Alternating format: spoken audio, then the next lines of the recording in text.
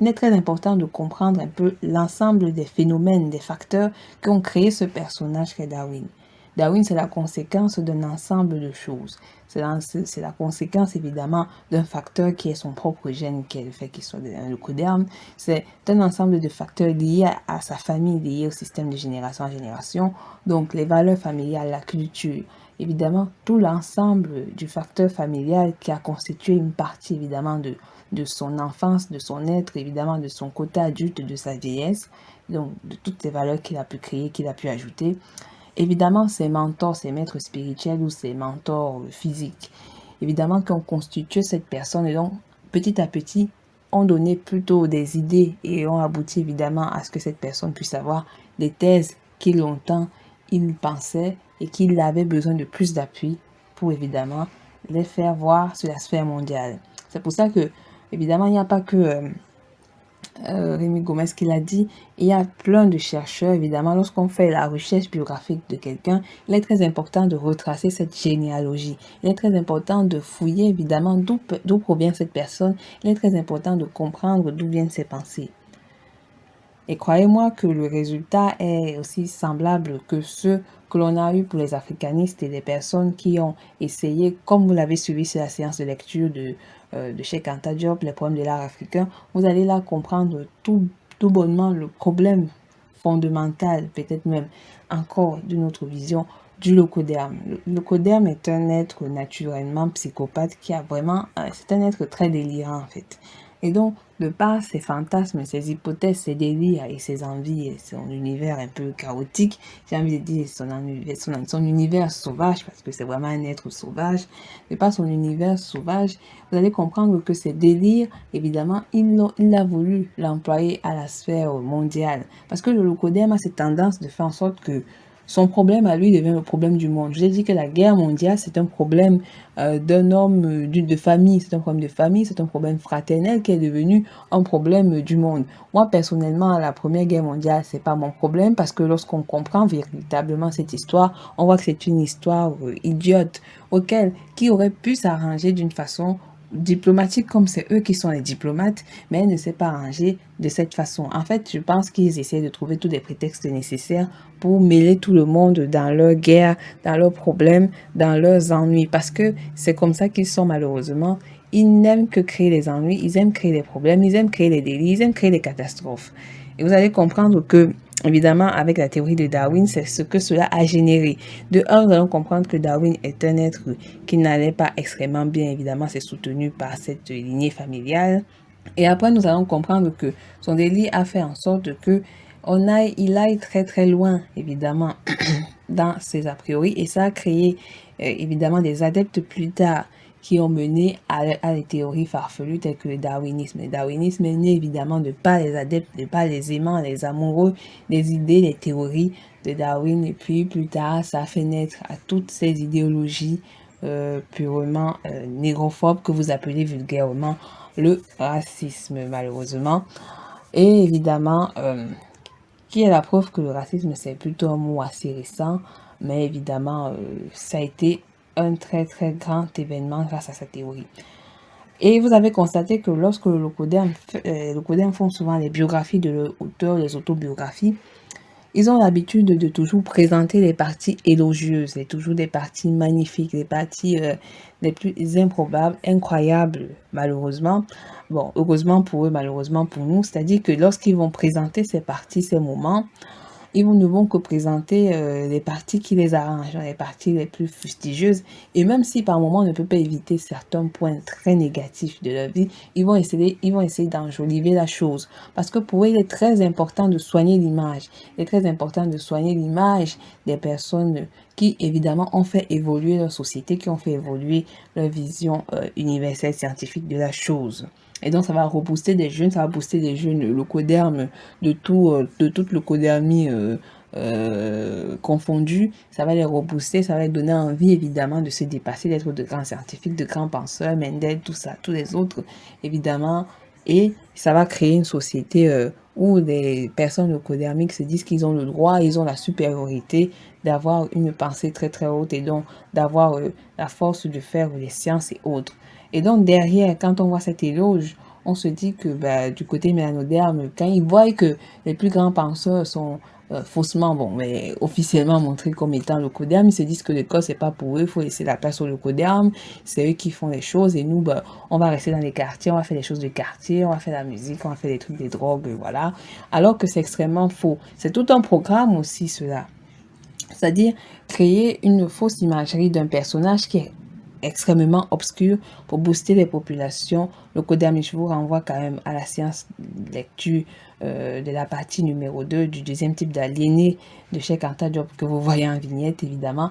C'est très important parce que il explique aussi ce phénomène, c'est-à-dire que dans l'invention de l'histoire ou dans l'invention de ce passé, le locoderme essaie de rebooster évidemment de façon pernicieuse et très très très hypocrite sa jeunesse. Mais évidemment, c'est très important pour eux de le faire. Et donc moi aussi, de mon côté, j'ai décidé de présenter aussi quelques chercheurs, les grands scientifiques mélanodermiques.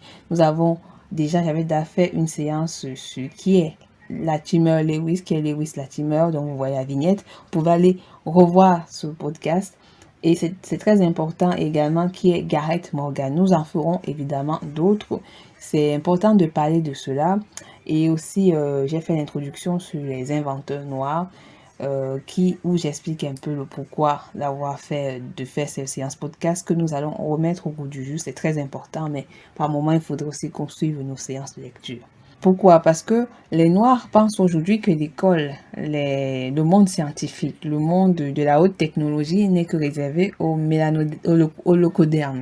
Ils vont s'en apercevoir qu'en fouillant, et en fouillant extrêmement bien, que nous avons beaucoup de Noirs qui se sont battus déjà pour accéder aux écoles et aux universités. Ce n'était pas facile. Ce n'était pas facile et ils ont réussi à le faire parce qu'ils étaient déterminés, parce qu'ils avaient de l'abnégation, parce qu'ils avaient de la volonté, parce qu'ils avaient de la poigne, parce qu'ils avaient toute cette énergie forte et inimaginable pour, évidemment, réussir. Et ce n'était pas qu'une question personnelle, c'était une question pour l'ensemble de la communauté mélanodermique. C'était très important pour eux d'y accéder et de réussir. Évidemment, ce que vous allez aussi comprendre avec ces inventeurs, pour une grande majorité, il y a des hommes, il y a des femmes, ils ont pris pour époux et pour épouse une grande majorité des femmes et des hommes noirs. Ils ne sont pas allés à gauche et à droite parce qu'ils comprennent, ils connaissent l'importance évidemment de l'histoire de leur peuple. Ils connaissent la souffrance de leur peuple. Ils connaissent l'image que ça crée lorsqu'on a une réussite. Et donc, ce n'est pas pour invectiver les personnes qui sont en couple mixte, mais c'est pour savoir que lorsque vous avez du succès, comprenez que le succès n'est pas que réservé pour vous. Le succès est aussi un élément à partager. Vous savez que la femme noire est insultée dans le monde entier. Vous savez que l'homme noir est insulté dans le monde entier. Alors, lorsque vous partez avec votre richesse, donnez ça encore à la locodermie, vous savez même pas que vous êtes en train non seulement vous rabaisser et de montrer encore à la sphère mondiale que malheureusement, quand l'homme noir ou la femme noire a du succès, il faut toujours qu'ils aillent du côté locodermique, ce qui n'a pas toujours été le cas dans l'histoire. Malheureusement, on le voit. Oui, vous allez peut-être trouver des prétextes, vous allez peut-être trouver des histoires à la con, c'est mon ami d'enfance, c'était ma fille, ma femme de galère, tout ça. Mais je peux aussi vous prouver que ce n'est pas histoire de femme de galère. C'est aussi une histoire de conviction, c'est une histoire de valeur. Est-ce que vous avez de la valeur? Je ne pense pas que vous avez eu de la valeur. Vous savez, eux ici, ils étaient dans de telles conditions, ils auraient pu aller épouser des hommes et des femmes blancs, mais ils ont décidé aussi d'avoir des convictions en plus, d'avoir ce savoir et cette sagesse. C'est pour ça que j'ai décidé aussi de parler de ces inventeurs noirs dignes. C'est très important que j'appuie ça. Donc, le rôle de Darwin était très précurseur dans la volonté de réussite de beaucoup de locodermes. Et donc, nous aussi, par inversion, nous allons faire pareil, nous allons continuer pareil avec nos inventeurs noirs. Vous allez voir qu'il y a eu beaucoup d'adeptes de la théorie de Darwin qui s'est prolongée jusqu'à aujourd'hui. On a même des noirs perchés qui se disent darwinistes, qui se disent théoriciens de l'évolution. J'ai oublié le bon mot, comment est-ce qu'ils le disent, ou évolutionnistes à la darwiniste. Et vous allez comprendre que ce mirage de pensée de Darwin, évidemment, qui est très obscur, a évidemment segmenté et détruit petit à petit ce monde. Mais comme j'ai dit, le plus intéressant dans la biographie, c'est non seulement les recherches qu'il a eues, parce que j'ai aussi pris le temps, entre-temps, d'expliquer qui est ce personnage, et je me suis arrêtée sur certains points pour aller un peu plus en profondeur. Ce n'était pas juste une biographie où je raconte sa vie de A à Z. Il faut également, et durant la biographie, je me suis également arrêtée sur certains points pour vous expliquer un peu certains éléments assez incohérents de ce personnage. Donc, je vous remercie, mes très chers frères, mes très chères sœurs. J'espère que vous allez apprécier cette petite découverte biographique. Et n'hésitez pas de partager cela à vos frères, à vos sœurs, à vos cousins, à vos cousines noires, mélanodermes. Nos enfants, nous avons besoin de comprendre qui sont les personnes qui ont participé à la destruction de notre pensée, de notre idée, de notre vie, de notre philosophie, de notre culture. Nous avons besoin de connaître ces personnes, de citer leurs noms, de citer leurs adeptes, de citer leurs références, de citer leurs origines. C'est très important. Ils sont nombreux. Leurs familles vivent encore là, les descendants de ces gens vivent encore là. Et ce qui est très intéressant avec cette biographie que je vais vous présenter tout à l'heure, c'est que vous allez comprendre finalement par le système de génération en génération, donc du gène, que l'ancêtre esclavagiste que vous croyez être un ancêtre passé, dont le Locoderme dit que c'est le passé, c'était pas eux, c'était l'autre, ils vont comprendre qu'en fait c'est eux-mêmes, c'est-à-dire c'est le même gène, donc c'est eux-mêmes qui se reproduisent à travers le temps et les siècles. C'est pour ça que de nombreuses personnes sont tout le temps étonnées que il y a toujours la négrophobie, parce qu'ils ne comprennent pas qu'il s'agit de la même personne qui a juste évolué à travers le temps. Il s'agit du même gène, donc c'est la même personne qui s'écoule à travers les années. Vous allez mieux comprendre ça avec le génisme dont on va parler plus tard. Merci et allons-y. Avant, je vous invite à liker et à partager massivement cette podcast channel. N'hésitez pas à le partager, liker, commenter. Sachez que c'est très important. L'algorithme YT, vous pouvez tous comprendre ce que je suis en train de dire par YT. L'algorithme YT boycotte et joue par moment avec les likes de ma channel, ma podcast channel. Je pense qu'ils savent très bien ce que je suis en train de faire. Et donc, n'hésitez pas, évidemment, à continuer à liker, à partager massivement aux personnes noires que vous connaissez, qui ont envie de découvrir, qui ont envie de savoir. C'est aussi important. Je vous invite à le faire parce que, évidemment, c'est très important. N'hésitez pas à mettre des commentaires, mais des commentaires intelligents. Mettez des commentaires codez. À la limite, codez vos commentaires. Je vais le comprendre, je vais les comprendre. Au pire, également, je voudrais vous dire que je posterai de toute façon cette vidéo sur AfriTube. Et si vous avez des commentaires très complexes, très codés, qui expliqueront évidemment, qui iront encore loin dans les explications que je vais donner, n'hésitez pas à le faire sur AfriTube. Allez m'écrire là-bas, allez m'écrire sur AfriTube. Parce que là-bas, il n'y aura pas de problème. Vos commentaires ne seront pas supprimés par l'algorithme YT. Donc, si vous êtes de ceux qui auront des commentaires très complexes que la Locodermie n'aime pas, rendez-vous sur, évidemment, rendez-vous sur AfriTube. Je posterai ce podcast sur AfriTube. Je vous indiquerai à quel moment. Donc, sur ce, allons-y. Merci. Aussi, avant de commencer, veuillez m'excuser si par moment je prononce mal certains noms locodermiques.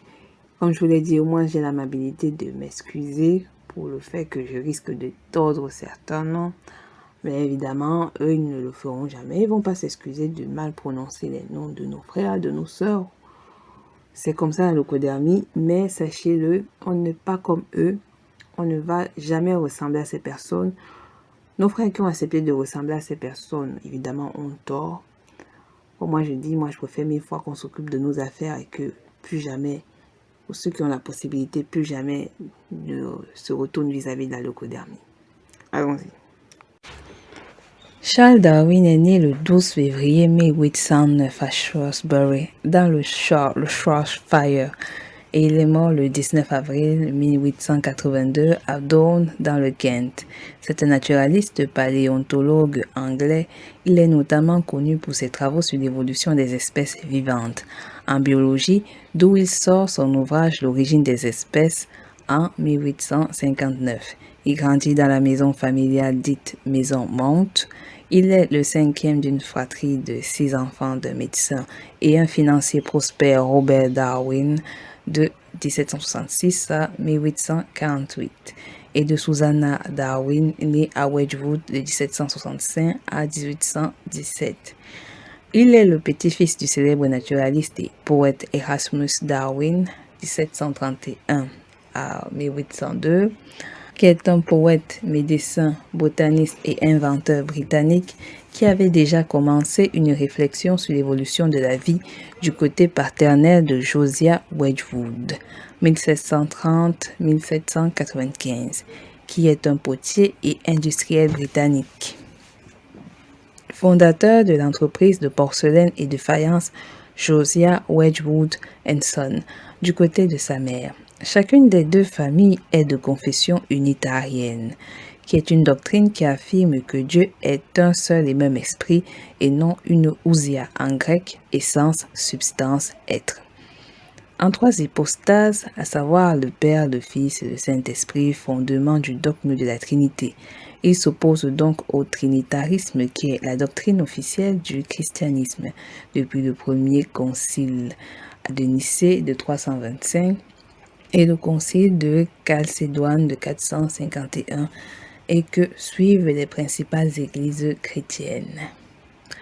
Bien que les Wedgwood aient adopté l'anglicanisme, qui est une confession chrétienne se voulant à la foi catholique et réformée, présente principalement dans les pays de culte anglophones, notamment dans toutes les anciennes colonies britanniques, mais aussi sur les terres d'expatriation des Britanniques de par le monde.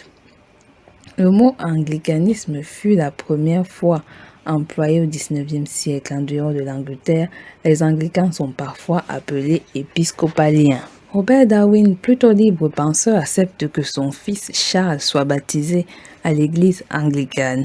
Néanmoins, les enfants Darwin fréquentent avec leur mère la chapelle unitarienne. Le prêcheur de celle-ci devient le premier maître d'école de Charles en 1817. Célèbre au sein de la communauté scientifique de son époque pour son travail sur le terrain et ses recherches en géologie, il a adopté l'hypothèse émise 50 ans auparavant par le français Jean-Baptiste de Lamarck. De son véritable nom Jean-Baptiste Pierre-Antoine de Monnet, chevalier de Lamarck est un naturaliste français. D'abord botaniste, ensuite il s'intéressa à la zoologie des insectes et des vers. Au début du XIXe siècle, il classifia des invertébrés qui regroupent d'après lui environ 80% des animaux. Il est un de ceux qui ont pour la première fois, paraît-il, utilisé le terme de biologie pour désigner la science qui étudie les êtres vivants. J'ai bien précisé, paraît-il. Après, ce sont des éléments à vérifier avec les leucodermes. Il faut toujours tout vérifier parce que, en fait, on ne sait pas exactement l'étendue de leur mythomanie. Donc faites attention. Cette théorie était que toutes les espèces vivantes ont évolué au cours du temps à partir d'un seul ou quelques ancêtres communs. Il a soutenu avec Alfred Wallace que cette évolution était due au processus de sélection naturelle. Je vous expliquerai évidemment à la deuxième partie le rôle que Alfred Wallace a joué notamment avec Darwin. Il faut comprendre que c'est un peu des sortes de amis et ennemis en concurrence, notamment lors de la publication du livre. En 1825, il est pris comme apprenti médecin auprès de son père qui soigne les pauvres de Shropshire. Il part en Écosse à la même année à l'université d'Édimbourg pour étudier la médecine, mais il est révolté par la brutalité de la chirurgie et néglige ses études médicales. Après, rien ne nous le prouve que ce pan historique de sa vie soit vrai, du fait qu'il ait réellement été dégoûté par cela, ou peut-être se sentait-il incapable de le faire, qui sait. Il apprend la taxidermie auprès de John Edmondson. Pour ceux qui ne savent pas exactement ce que c'est que la taxidermie, je vais vous définir ce que c'est. La taxidermie ou naturalisation est l'art de préparer les animaux morts pour les conserver avec l'apparence de la vie. Le terme provient soi-disant du grec taxi, ordre, arrangement, et de déma, la peau. Il apparaît pour la première fois dans le nouveau dictionnaire de l'histoire naturelle de 1803-1804 de Louis Dufresne. Évidemment, j'ai pas pu trouver des informations sur lui. Mais il faut savoir que c'est une technique, si on peut un peu allier à l'embaumement, parce que nos ancêtres faisaient l'embaumement. Évidemment, comme vous connaissez la société leucodermique, elle ne présente que sa vision des choses. Moi, je ne suis pas pour l'optique qui dit que les gagnants racontent leur histoire. C'est totalement faux. C'est les mythomanes mythomanisent. C'est tout. Les mythomanes mythomanisent. C'est pas une histoire de gagnant parce qu'on peut gagner des choses et ne pas être un vrai menteur. Or, ici, nous avons affaire à une société de mensonges. Donc, mythomania, mythomania. Mythomanie appelle la mythomanie. Donc, il apprend la taxidermie auprès de John Edmondstone, un esclave noir libéré qui lui raconte des histoires fascinantes sur les forêts tropicales humides d'Amérique du Sud. Plus tard, dans la filiation de l'homme et la sélection livre, Sex se sert de cette expérience pour souligner que, malgré des superficielles différences d'apparence, les nègres et les Européens sont très proches également sur ce récit, j'en doute. Mais vous le comprendrez au fur et à mesure que l'on fera des séances sur son livre. Mais vous savez aussi bien que moi que les sources online sont par moments truffées de mensonges pour endormir les esprits. Durant sa seconde année, Charles Darwin rejoint la société plénienne, ainsi nommé en hommage à Pline l'Ancien pour ceux ou celles qui le connaissent, mais je vais quand même l'expliquer qui il était. C'était un écrivain et naturaliste romain du 1er siècle, auteur d'une monumentale encyclopédie intitulée L'Histoire naturelle vers 77, qui compte 37 volumes, est le seul ouvrage de Pline l'Ancien qui soit parvenu jusqu'à nous. Ce document a longtemps été le référent en sciences et en technique. Pline a rassemblé le savoir de son époque sur des sujets aussi variés que les sciences naturelles, l'astronomie, l'anthropologie, la psychologie ou la métallurgie. Les étudiants en art, notamment en histoire de l'art et en art plastique, vous expliqueront mieux davantage qui est Pline l'Ancien. Donc oui, si vous le voulez, j'en parlerai de Pline l'Ancien et le lien avec Kamakachopa. Il devient un élève de Robert Edmond Grant, partisan de la théorie de l'évolution du naturaliste français Jean-Baptiste de Lamarck. Grant fut l'un des professeurs fondateurs de l'Université de Londres et occupe en 1827 et à 1874 les chaires combinées de zoologie et d'anatomie comparée. Cette branche a pour objectif de comparer l'anatomie de différentes espèces animales, végétales, fongiques, etc. pour en déterminer la phylogénie et le processus adaptatif de chacune d'entre elles à leur environnement. Je vous expliquerai dans la suite un peu plus profondément cette science-là et le lien avec le racisme que vous appelez comme ça, mais moi que j'appelle négrophobie. De 1827 à 1874, il occupe de plus la chaire fullerienne de physiologie tirée de John Fuller. Le 20 février 1755 jusqu'au 11 avril 1834. Mieux connu sous le nom de Mad Jack Fuller, personnage honteusement caché. Il a été vraiment honteusement caché par la sphère leucodermique, écuyer du hameau de Bright Lighting dans le Sussex et homme politique qui siégeait à la Chambre des communes entre 1780 et 1812, il était un bâtisseur de folie. Il était à la fois un philanthrope, un mécène des arts et des sciences et un partisan de l'esclavage. Comme vous avez bien compris, ce monsieur était à la fois un philanthrope et un partisan de l'esclavage. Vraiment, quel paradoxe, comme je vous l'ai dit, nous ferons des séances sur les fameux philanthropes qui aiment souvent soutenir les causes des opprimés, les Soros, les Gates, les Biden, les Trudeau, bref, les white saviors. Le monde leucodermique est un univers où la folie est la norme. Lorsque je vous dis que les faits se répètent à travers leurs gènes. Mais bon, cela fera partie d'une autre vidéo. Il a acheté et commandé de nombreuses peintures de J.W. Turner, qui est un peintre, graveur et aquarelliste romantique anglais, qui est reconnu pour ses colorations expressives, ses paysages imaginatifs et ses peintures marines turbulentes et souvent violentes. Il était le parent et le mentor de Michael Faraday, scientifique qui a contribué à l'étude de l'électromagnétisme et de l'électrochimie. Tout ça, c'est toujours à vérifier avec les leucodermes parce que derrière, vous verrez toujours qu'il y a eu un inventeur noir. Mais bon, après, vous connaissez l'histoire de la leucodermie. Il faut blanchir la chose. Il faut absolument qu'on s'attribue toutes les inventions, évidemment, du noir.